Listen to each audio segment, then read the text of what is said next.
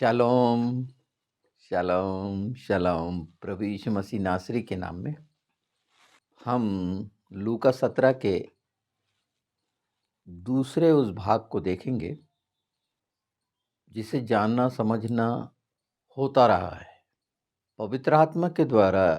इस हिस्से में जिसमें लूत का और नूह का वर्णन है, उनके दिनों में जो हुआ, जो बताया गया वो हुआ, और अब जो होने वाला है, जिसकी हम बाट जो हो रहे हैं, जिसे हम प्रभु यीशु का द्वितीय आगमन कहते हैं, जिसमें यीशु की दुल्हन उठाई जाएगी और प्रभु यीशु का आना और दुल्हन का उठाया जाना बिल्कुल वैसा है जैसे नूह के दिनों में हुआ था। तो शुरुआत हुई थी, नूह जब तक जहाज में नहीं चढ़ गया और जल प्रलय की विकरालता, उसके चिन्ह देखते हैं हम, उन चिन्हों को ढूंढते भी हैं। ये अच्छा है कि वो जहाज मिल गया और उस पे कर रहे हैं, क्योंकि ये इंसान की मानसिकता है। खाते पीते रहे, शादी ब्याह होता रहा, खूब मौज मस्ती होती रही, बस बस बस। लूत के दिनों में भी खाना पीना, पेड़ लगाना, ये सारा कुछ धंधे पानी चलते रहे, कुकर्म होते रहे, पढ़ते रहे, हर गंदगी के काम होते रहे। कोई भी काम पृथ्वी पर अच्छा नहीं हुआ। इस कारण ये स्थिति आई और हमारे पास सिंबॉलिक सदोम और अमोरा है।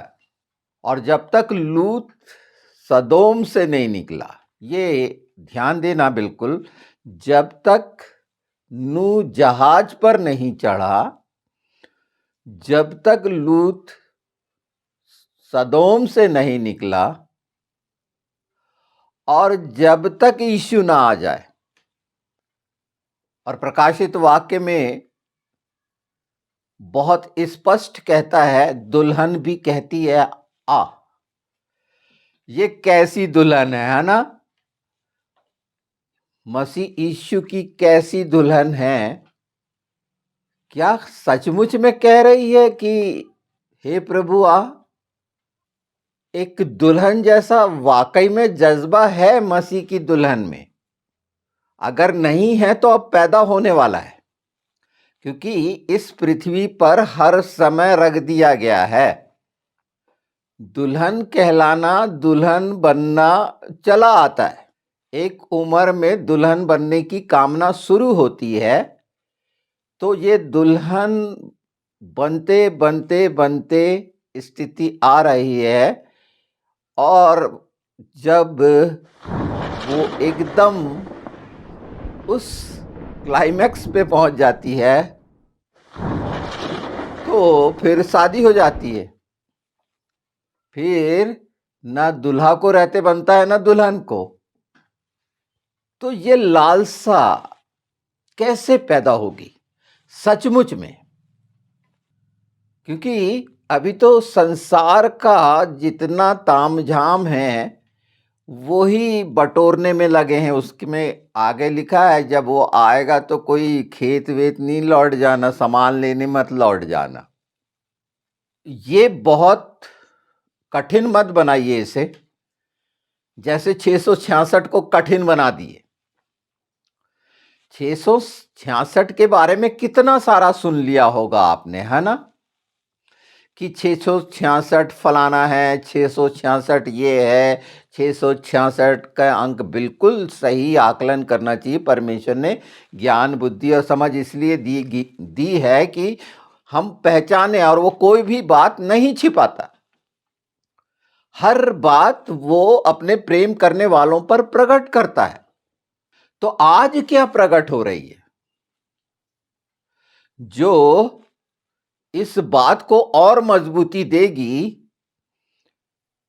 कि दुल्हन जो तैयार होती है, खुद उसके अंदर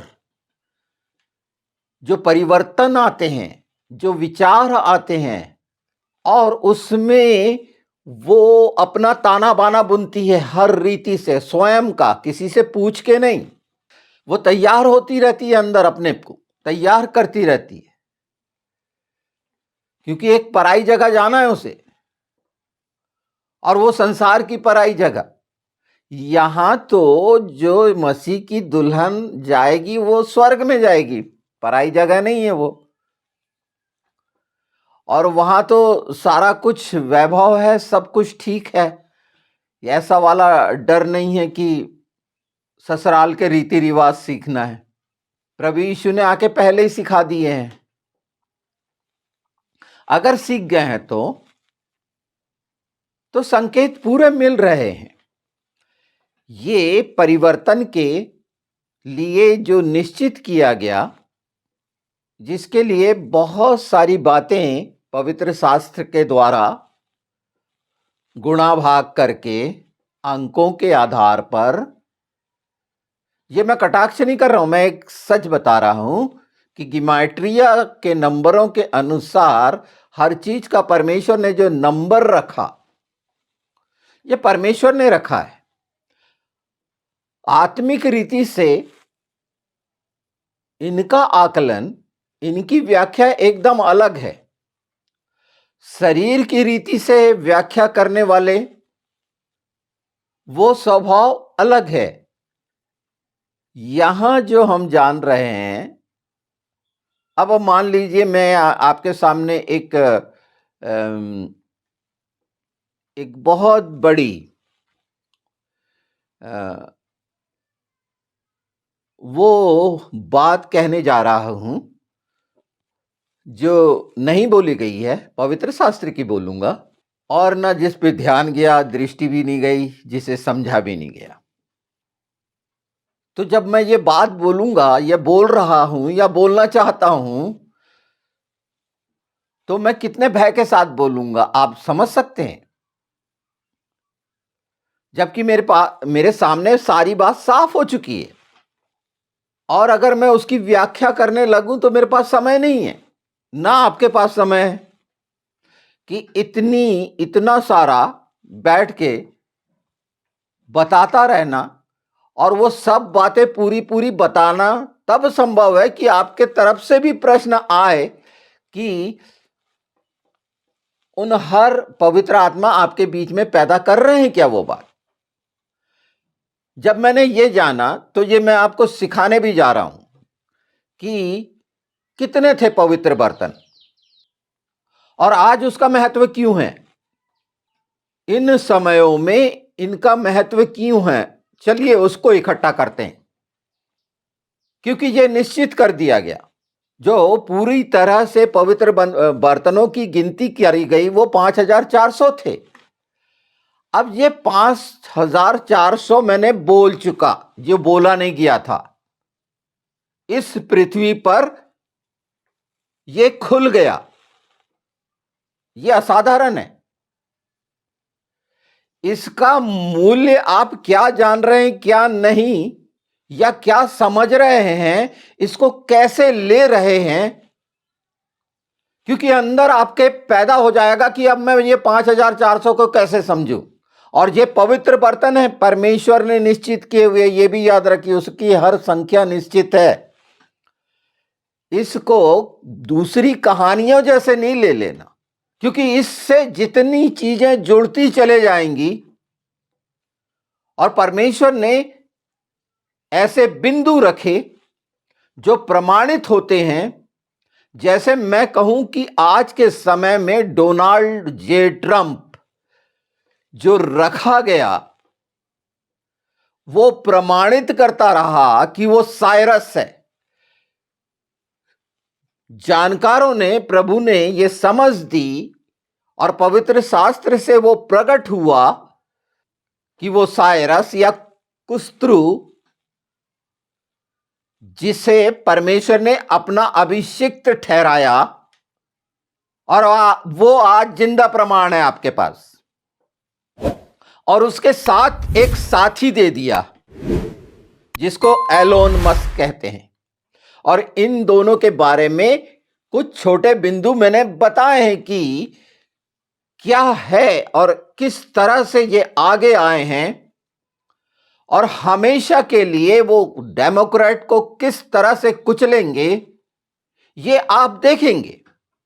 जैसे मैं आज ये बोलूं कि आज ये जो 2024 चल रहा है, 2034 तक इनका नामो निशान नहीं दिखेगा। हो सकता है उसके बाद ये फिर जीवित हो जाएं। वो जो पशु का घाव है बाइबल में, अब बाइबल की भाषा से समझिए कि वो ताजा फिर ना हो जाए कि एक बार मर गया था, वो कैसे आ गया। तो ये जितना पूरा एक व्यक्ति नहीं, एक पूरा संगठन बना हुआ, हो सकता है उसको डीप स्टेट कहते हैं, इल्यूमिनाटी कहते हैं, जो कंट्रोल करता है, शैतानी तरीका है और इसमें सब पाए जाते हैं।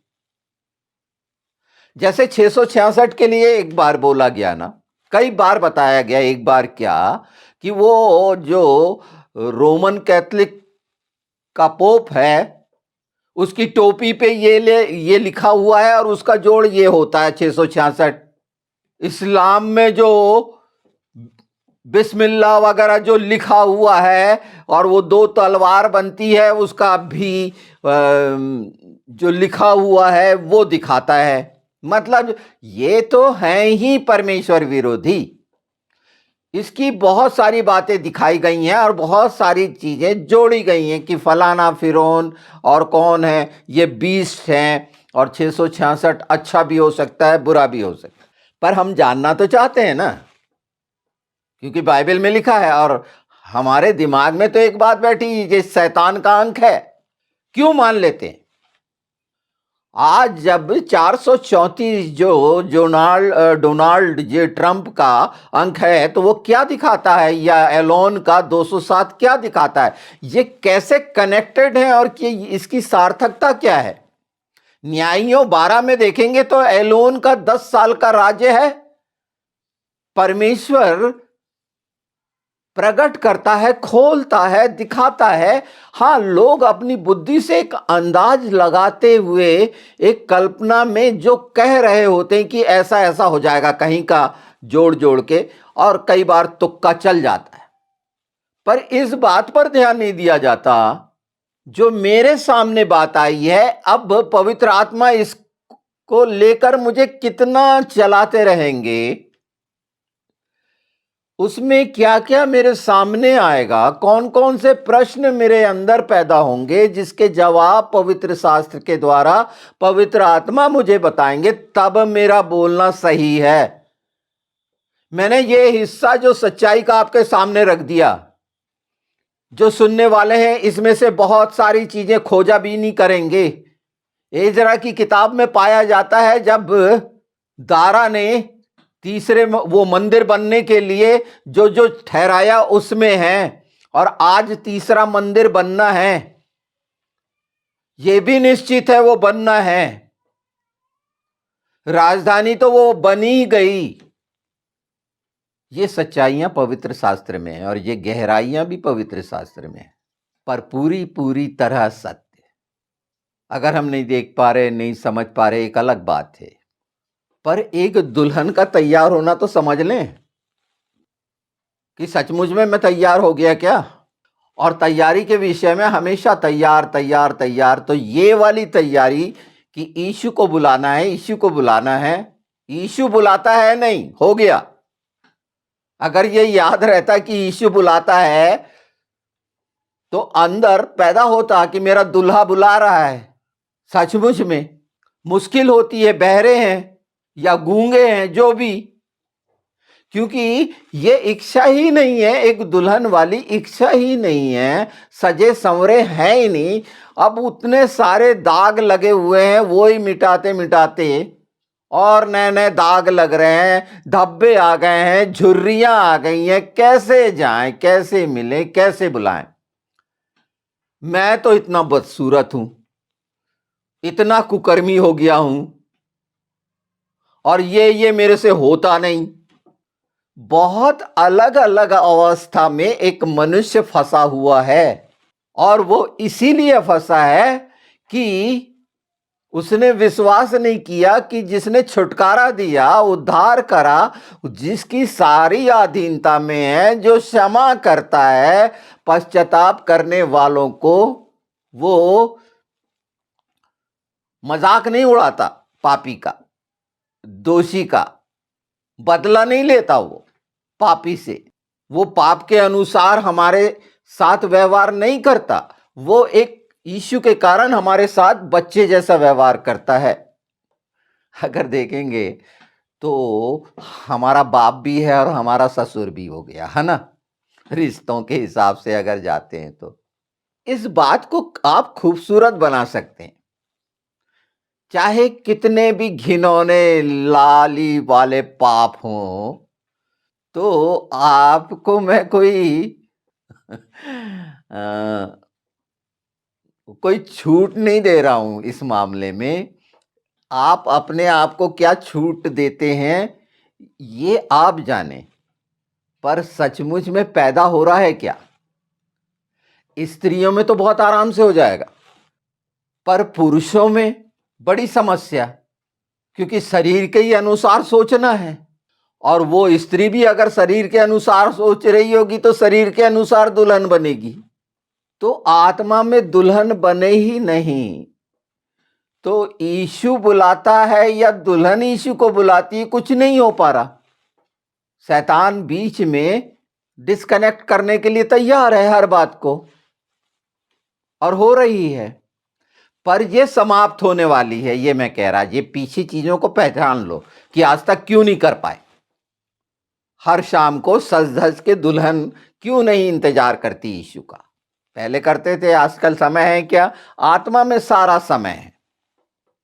तो इस हिस्से की तैयारी करिए, मैं इसको लंबा नहीं खींचूंगा, पर इसके लिए मदद मांगिए यीशु के नाम में।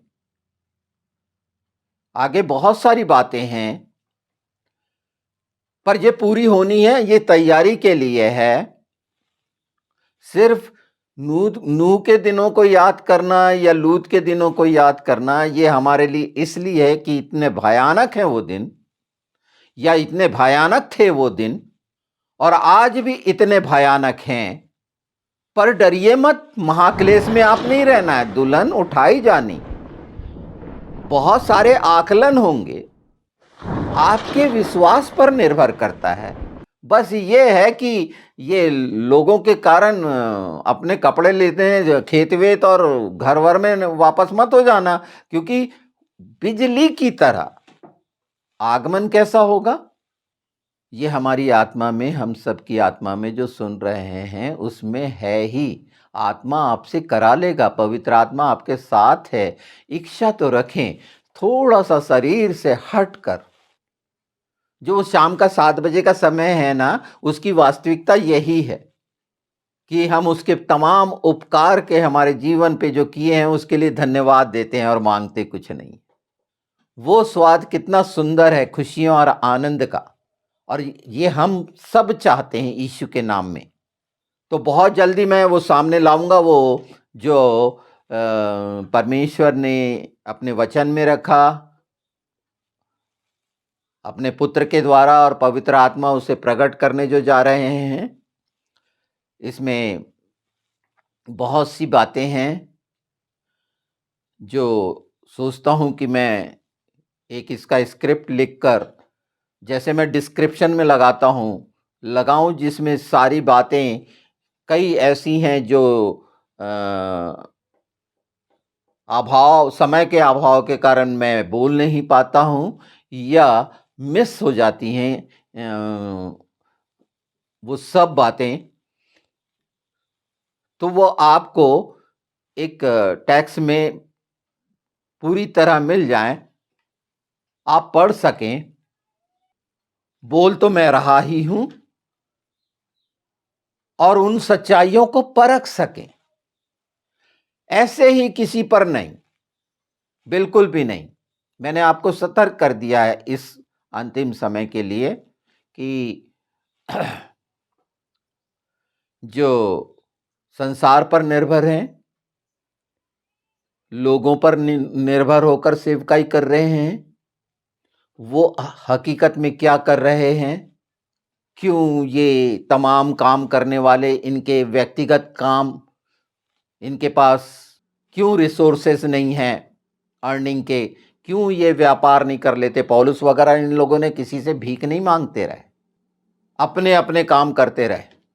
आज भी इस पृथ्वी पर अपने जीवन यापन के लिए लोग काम कर रहे हैं, पर प्राथमिकता अगर अंदर से लालसा ही ये पैदा हुई है कि आप भेड़ के द्वारा पाले जाएं, और उदाहरण देने में संकोच नहीं करते कि वो दावने वाले बैल का मुंह नहीं बांधते, ये अपने लाभ के लिए। तो यीशु ने कह दिए थे, ये आखिरी बात बोल रहा हूं, कि अपना पैसा बंटवा लो और प्रचार कार्य करो। तो ऐसा कौन है? और अगर उसके बाद अंदर लालसा होती है और फिर दुनिया भर के जाल खुद फेंकता है अपने जीवन यापन करने के लिए, तो वो सेवकाई नहीं कर रहा। वो जो बोलता है कि मैं 24 घंटे की मिनिस्ट्री कर रहा हूं, उसको तो लज्जा भी नहीं आती कि सचमुच में ऐसा कर रहा है क्या। क्योंकि ये बातें बहुत साफ साफ समझने की है, देखने की है, सुनने की है। उसने चुना है, वो आप पर एहसान नहीं कर रहा। अगर वो आपके द्वार पर आ रहा है, प्रभु यीशु के बारे में बता रहा है, तो वो अपना भला चाह रहा है, वो आप पर एहसान नहीं कर रहा। कोई भी मनुष्य किसी पर एहसान नहीं कर सकता। जो मैं बता रहा हूं, तो ये मैं एहसान नहीं कर रहा, ये मैं अपनी आत्मा की एक तैयारी कर रहा हूं, और उसमें जब हम मसीह की देह हैं तो भागी बना रहा हूं। उसके एवेज में मैं ये नहीं कर रहा कि एक प्लेटफॉर्म से आपको जो ये सच्चाइयों का और सामर्थ्य के बहुत सारे काम का दिखाकर अपनी तरफ आकर्षित करके परमेश्वर से, यीशु से, पवित्र आत्मा से दूर करूं। और पीछे छिपा हुआ मेरा लालच, इन तमाम लालचों को पहचानिए आप। इनके द्वारा कुछ नहीं है, इन लोगों को पहचान लीजिए। ये सेवक नहीं हो सकते। ये ऐसे मजदूर हैं जो भाग जाएंगे और भाग गए। तकलीफों में मैंने देखा है, बहुत से उदाहरण है जो आज अपने आप को बड़े बड़े कहते हैं, भाग जाते हैं।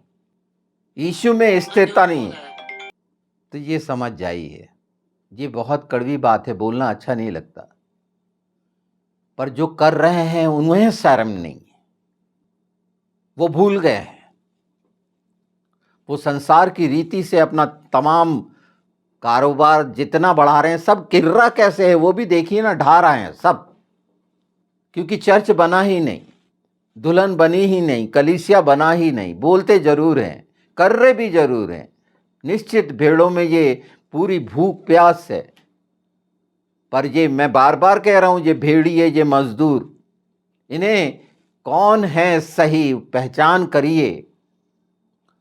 और आपके समय बर्बाद करने वाले ये बहुत सारे चैनल्स निकल गए हैं जो नाना प्रकार की इच्छा रखते हैं। तो क्यों आए हैं? हाथ पैर चलाते नहीं बनता, कंधे झुकाते नहीं बनता, अपना काम करते नहीं बनता, दूसरों को लूटने वाले। बिल्कुल अच्छे से पहचानिए इनको। और ये बार बार मैं सतर्क कर रहा हूं कि ये अंतिम समय में अपनी आंखों से इनके पूरे सारे कामों को आप देखेंगे जो आज मैं कह रहा हूं। तो उसके पहले तैयार होइए, स्वयं तैयार होइए। स्वयं का पश्चाताप काम करेगा, स्वयं के द्वारा क्षमा मांगना, क्षमा करना काम करेगा यीशु के नाम में। और पवित्र आत्मा और बाइबल है जिसने, जो सचमुच में वचन बोल रहे हैं और सचमुच में प्रभु के राज्य के लिए अपने आप को समर्पित करके कार्य कर रहे हैं, उन्हें आप अच्छे से पहचान लेंगे। सब तरह के लोग हैं, पर ये धोखेबाज शैतान के साथ जो सिर्फ धोखा देने के लिए आते हैं, चोरी करने के लिए आते हैं, उनको जब तक आप नहीं पहचानेंगे और उनके साथ अगर हैं, तो आप दुल्हन कभी नहीं बन सकते। दुल्हन होने की शिक्षा मिल ही नहीं सकती। प्रभु यीशु को आ बोलना पूरी मन प्राण आत्मा की ताकत से होगा ही नहीं। क्योंकि अंदर तो पैदा हुआ ही नहीं प्रेम उसके लिए। ये हम में से हर एक दूसरे को पहचान सकता है, आप स्वयं अपने आप को पहचान सकते हैं। और ये तैयारी कितनी खूबसूरत है, जिसमें सारी बातें, ये मैं दिलासा नहीं दे रहा हूं, यीशु ने ये बात कही है, हर चीज आपको आशीष की मिलेगी, अनुग्रह हमेशा है। आप आगे बढ़ें तो अपना नाबालिगपन खत्म करके उस अगवे की उंगली पकड़कर जो आज तक चले हैं, या मजदूर की, या जो भी आपको मिला, पर सबसे बड़ी बात जो आपको मिली वो है प्रभु यीशु का नाम, पवित्र आत्मा की समझ। अब आगे बढ़ जाएं, सच्चाइयों को सच के तरीके से बोलना है और चिताना है, और गंदगी को हटाना है, और वो हटेगी ही। और जो गिर गए हैं उनको उठाना भी है, दोष गिना के उनको अलग नहीं कर देना है, अकेला नहीं छोड़ना है। जब ये इच्छा रखेंगे तो इस तरह के कार्य कर रहे हैं जो शैतान के साथ, वो आप प्रकट होंगे और निश्चित आप उनको छुड़ाने वाले बन जाएंगे। वो कोई भी हो सकता है, क्योंकि भेड़ें तो तमाम हैं, सब यीशु की भेड़ें हैं। आपकी प्रार्थनाएं बहुत कीमती हैं। इस समझ के साथ इन अंतिम समय में थोड़ा सा इंतज़ार करिए, अगली बार बहुत ये सारी बातें इतनी सच्ची जो आपको और भी खुशी देंगी, आनंद देंगी, शांति देंगी। आज दूसरा दिन है हनुका का, और दूसरा दिन प्रकाश का, वो हिस्सा जो सृष्टि रचना हुई, पिता ने कुछ नहीं बोला, अच्छा बुरा कुछ नहीं बोला इस दूसरे दिन को। और दूसरे दिन हमारा प्रभु यीशु कब्र में था, वो रोटी तोड़ी गई थी, ये याद रखिए। तो इन चीज़ों को जानकर समझकर पवित्र आत्मा से और भी ज़्यादा आप जब बाइबल अध्ययन करते हैं तो और प्रकाश पाएं। इन सारी चीज़ों की सच्चाइयों को पवित्र आत्मा आपके सामने और खोल खोल कर रखे, कि आप उस अभिषेक में जो इस समय ठहराया गया है लोगों के लिए सहारा बने, यीशु के नाम में।